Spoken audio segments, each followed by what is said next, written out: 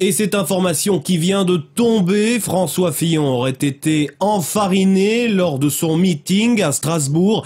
Didier, vous avez plus d'informations ? Oui, nous venons d'assister à cette scène surréaliste. François Fillon a été enfariné lors de son meeting à Strasbourg. Un homme qui aime le blé autant que ça finit nécessairement par attirer du blé moulu, j'ai envie de dire, de la farine. Donc c'est donc également la première fois dans l'histoire de sa carrière que François Fillon ressort blanchi d'une pareille affaire. Restez avec nous dans quelques instants, nous recevrons Francis Truggenflüber, expert en enfarinage politique, qui viendra avec nous détailler les tenants et aboutissants de ce crime, cette odieuse atrocité commise à l'encontre d'une personnalité politique française, car je vous rappelle que l'enfarinage est une méthode terroriste. D'ailleurs, il semblerait que la personne ayant jeté cette farine ait des accointances avec l'État islamique.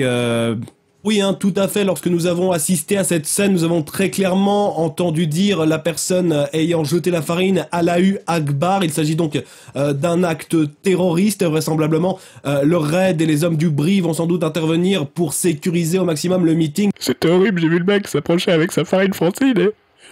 Il y avait de la farine partout. Il y en avait partout. Les gens hurlaient dans tous les sens, c'était horrible. Il y avait de la farine, putain. Et on vient d'apprendre à l'instant que Daesh revendique cet enfarinage.